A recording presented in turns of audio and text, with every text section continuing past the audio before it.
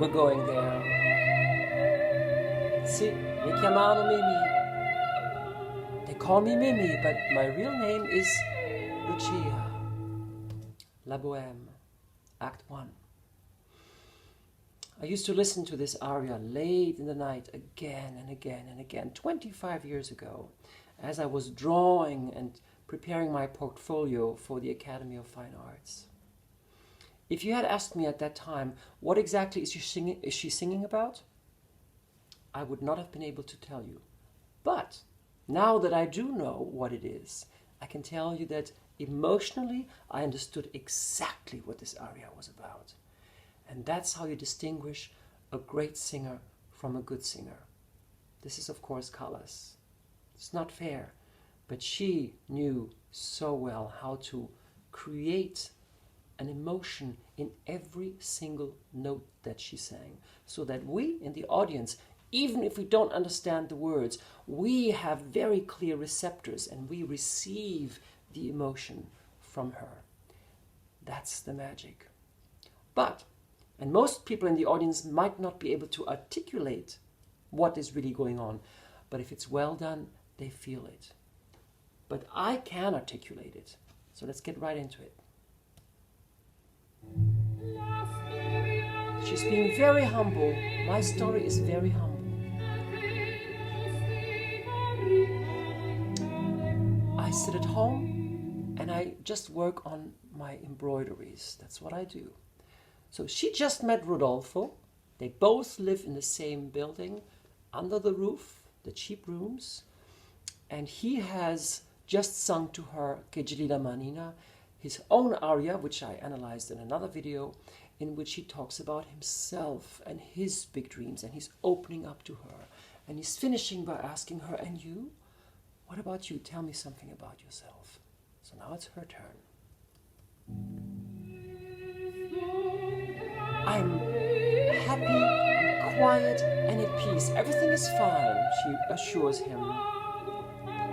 And I just sit there and I'm embroider lilies and roses, because I love these pretty things that have a gentle smell, that speak of love, of maybe even fanciful things.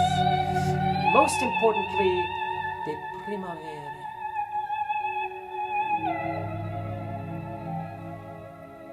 Of the spring. She likes things that speak of the spring. That's what flowers are. Flowers symbolize the spring. And that's what she is waiting for. It's winter now. It's cold. And she has consumption. She needs the spring to come and save her. Because the flowers that she embroiders, that's her.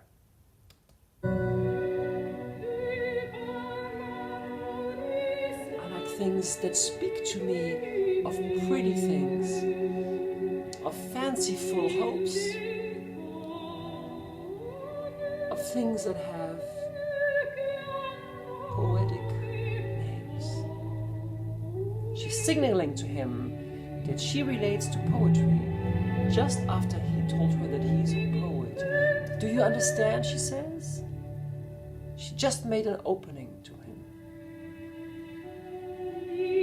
Yes. They call me Mimì. Why? Perché? I don't know why. Her real name is Lucia, but they call her Mimì. Why is that? Lucia stands for a graceful, gentle light. That's who she is. But they call her Mimì. And Mimì is a loving derivative of Emilia. And Emilia is a name that stands for someone who has big ambition to emulate and to excel. So this is someone who's reaching up. See, she's reaching up like a flower.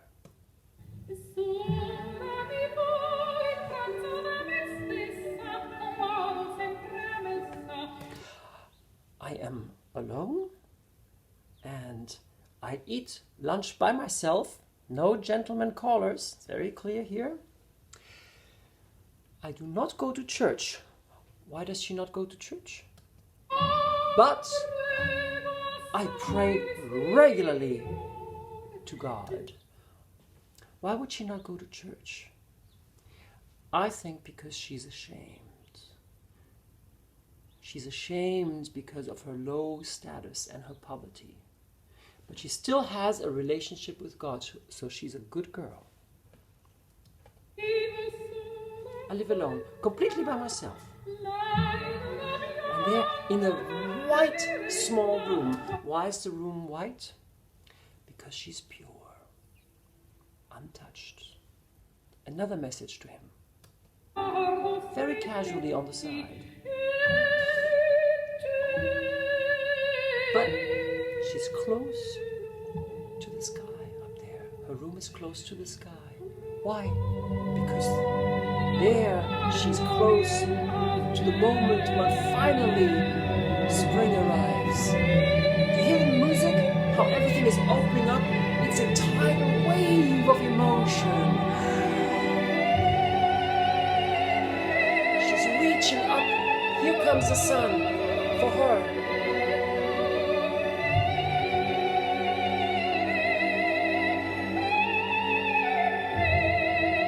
The first kiss of April is hers.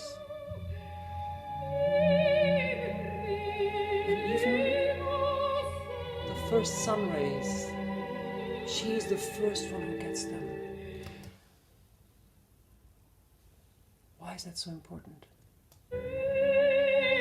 Emil. Do you hear how it goes down? She opened up big and she's waiting for the sun. It's not here yet. She's waiting for it. The humility. The sun is all she needs, but it's also all she gets. And it's not here right now. And she needs it soon to survive. And so to hold on to her hope, she looks at the rose in a vase. She waits for every little petal to finally open up. Can it happen? It can. It can.